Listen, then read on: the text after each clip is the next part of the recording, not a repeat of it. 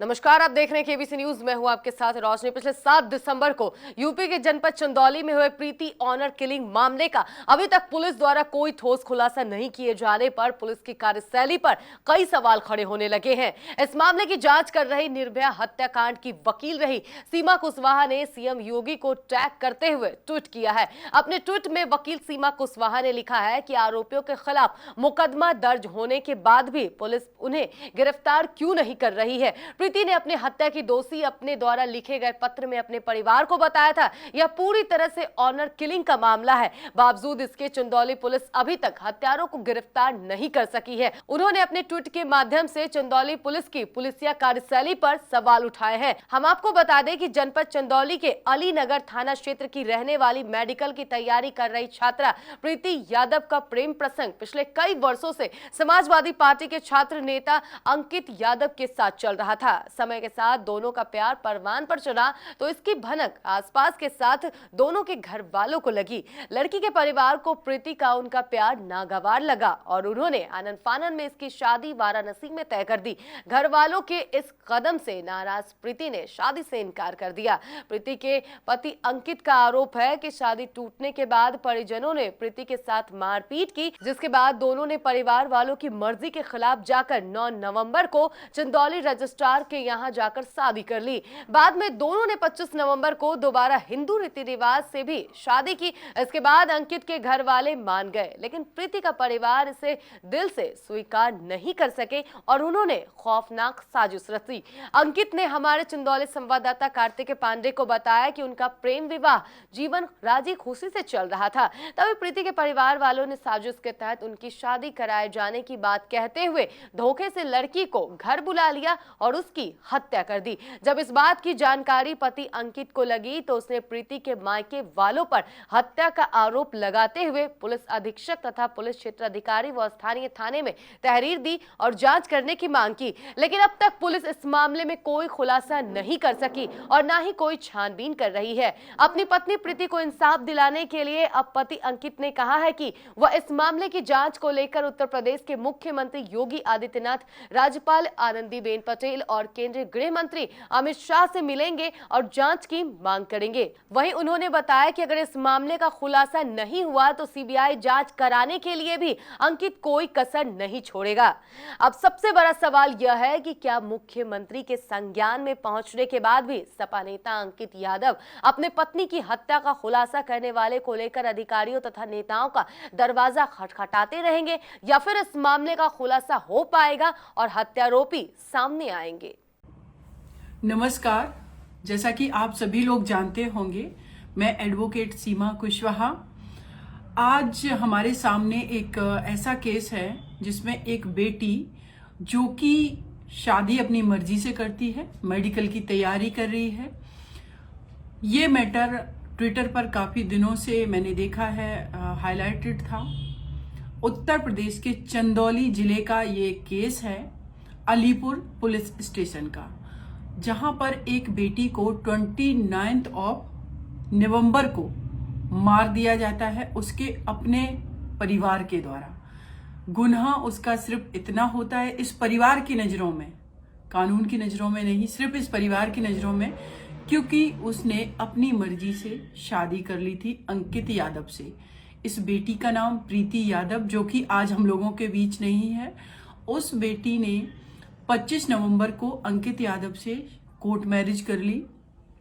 उसके बाद से इस परिवार का ये कहना था कि तुम घर पर आ जाओ, इन्फ्लुएंस करते रहे, हम तुम्हारी शादी करवा देंगे। उससे पहले 5 साल से ये प्रीति यादव अंकित यादव के साथ रिलेशनशिप में थी। परिवार को बहुत मनाया, लेकिन परिवार बिल्कुल भी मानने को तैयार नहीं था।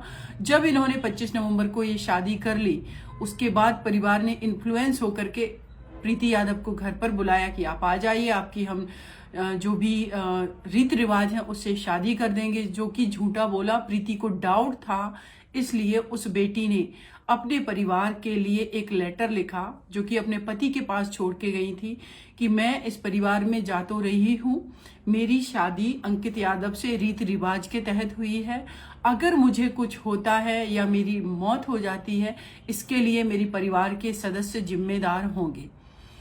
ये सच हुआ कि वाकई में इनके परिवार के सदस्य जिम्मेदार हैं। 302 में एफआईआर हो चुकी है। परिवार का कहना है कि प्रेस करते वक्त प्रेस से करंट लगने से डेथ हो गई है। हम सब जानते हैं कि आज की तारीख में कोई भी इस तरीके की प्रेस नहीं है कि उससे करंट लगने से किसी व्यक्ति की डेथ हो जाए। उस बेटी की डेथ होती है, उसके हस्बैंड अंकित यादव को इन्फॉर्म नहीं किया जाता। ये अननेचुरल डेथ है। उसके बावजूद भी कोई पोस्टमार्टम रिपोर्ट नहीं होती। परिवार के सदस्य उसके अपनी उस घर की बेटी को, जिनके परिवार के सदस्यों का जो नाम है उसमें उसके फादर, उसके ब्रदर, मैं एक लेटर पढ़ के सुना देती हूँ। प्रीति यादव का कहना है कि मैं Preeti Yadav, wife of Ankit Yadav, BA द्वितीय वर्ष की छात्रा हूँ। हमारी शादी दिनांक 25/9/2020 को हिंदू परंपरा के अनुसार पूरे रीति रिवाज के साथ हो चुकी है। दिनांक 9/11/20 को चंदौली रजिस्ट्रार के समक्ष भी हमने शादी के साक्ष्य प्रस्तुत किए हैं। अतः कोर्ट से भी अनुमति मिल गई है। अब मेरे मायके वाले दबाव बनाकर मुझे मायके बुला रहे हैं। मेरे मायके वालों का कहना है कि तुम्हारी शादी फिर से कराएंगे। अतः मैं अपने मायके वालों की लगातार कहकर बुलाने पर जा रही हूं। अगर मेरे साथ या मेरे पति के साथ कुछ भी गलत होता है या मेरे साथ मारपीट होती है तो उसके जिम्मेदार केवल मेरे मायके वाले होंगे। मेरे पापा, मेरे भाई जिनका नाम सुनील है, बड़े पापा मनसाराम यादव, चाचा योगेंद्र यादव, उदय भान सिंह, पिंटू व अखिलेश यादव होंगे। अतः मुझे कुछ होता है तो मेरे ससुराल वालों या मेरे पति अंकित यादव या उनके परिवार को प्रताड़ित ना किया जाए, इसके जिम्मेदार केवल मेरे मायके वाले होंगे। इससे भी ज्यादा स्ट्रॉन्ग प्रूफ क्या होगा उस डिसीज पर्सन का, उस मृतका बेटी का जो इस दुनिया में नहीं है। लेकिन पुलिस का कहना है कि हमारे पास कोई ठोस पुख्ता सबूत नहीं है इस परिवार के खिलाफ, इसलिए हम गिरफ्तार नहीं कर रहे हैं। अगर 302 के मैटर में पुख्ता सबूत नहीं है तो 201 तो इतना पुख्ता सबूत है कि बिना उस बेटी के हस्बैंड को इन्फॉर्म किए इन लोगों ने उस बेटी की जो डेड बॉडी, वो एक बहुत बड़ा साक्ष्य थी जिसको मिटा दिया, उसमें इनको अरेस्ट करना चाहिए। कल हमारी एसपी चंदौली से जब बात हुई, मैंने उनसे पूछा कि आपने अभी तक क्यों अरेस्ट नहीं किया। उनका कहना है कोई पुख्ता सबूत नहीं है। मैंने कहा कि उस बेटी का, मृतिका का जो स्टेटमेंट है डेथ से पहले जब वो अपने घर गई थी, वो एक बहुत स्ट्रॉन्ग प्रूफ है। तो कहते हैं कि हमें कैसे पता कि ये उसी की हैंड राइटिंग है, जबकि अंकित यादव उस बेटी के, अपनी वाइफ जो प्रीति थी, उसकी हैंड राइटिंग जिसमें ये लेटर लिखा था और उसके क्लास के बहुत सारे नोट्स इन सारे ऑफिसर्स को, इन्वेस्टिगेशन ऑफिसर को प्रोवाइड करवा चुके हैं। लेकिन ये इतना ज्यादा इन्होंने इन्फ्लुएंस में काम कर रही है चंदौली पुलिस, चाहे वो एसपी हो, चाहे डीवाईएसपी हो, आईओ हो, एसएचओ हो, कि इन्होंने अभी तक गिरफ्तारी नहीं की है। क्योंकि इस बेटी, डिसीज पर्सन जो है, मृतिका जो है प्रीति यादव, इसके जो फादर हैं वो एएसआई हैं, वो पुलिस डिपार्टमेंट में है, इनका काफी इन्फ्लुएंस है, इसीलिए अभी तक गिरफ्तारी नहीं हुई है। तो ये केस आप सभी के सामने है। कल मेरी बनारस के डीआईजी से बात हुई इस रिगार्डिंग। उन्होंने आश्वासन दिया है कि मैडम हम जल्दी ही अरेस्टिंग कराएंगे। लेकिन आप लोगों को ये मैं बता देना चाहती हूँ साथियों कि इस तरीके से कितनी बेटियों को मारा जाता रहेगा और जिनके फादर क्या पुलिस डिपार्टमेंट में हैं, उनका ईगो सेटिस्फाई करने के लिए कितनी बेटियां बलि चढ़ती रहेंगी। बहुत स्ट्रॉन्ग प्रूफ है। एफआईआर 302 और सेक्शन 201 आईपीसी में लॉन्च हुई है। अभी तक जिनके नाम इस बेटी ने अपने लेटर में लिखे थे मरने से पहले, उनकी डेथ से पहले जब उनका मर्डर किया गया, तो उन सबको अभी तक क्यों अरेस्ट नहीं किया गया है।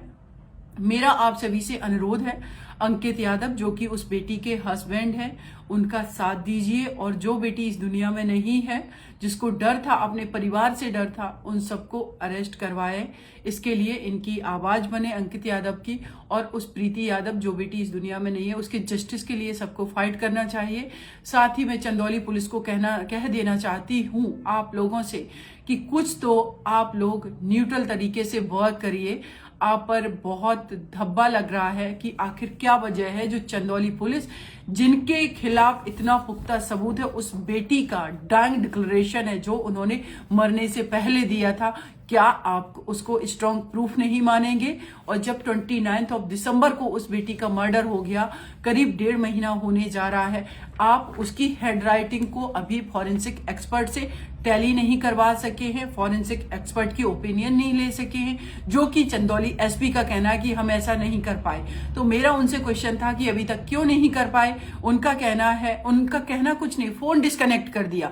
मतलब ये ऑफिसर जो पुलिस डिपार्टमेंट देश की जनता के टैक्स के पैसे पर अपने आप को सुपीरियर दिखाने की कोशिश करते हैं। पब्लिक सर्वेंट होने के बावजूद भी ये लोग पब्लिक का काम नहीं करना चाहते हैं। इनको लगता है मैं एसपी हूं, मैं आईएएस हूं या मैं डीआईएसपी हूं।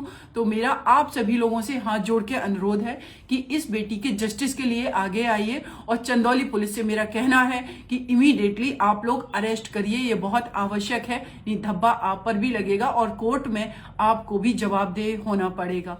धन्यवाद आप सभी लोगों का।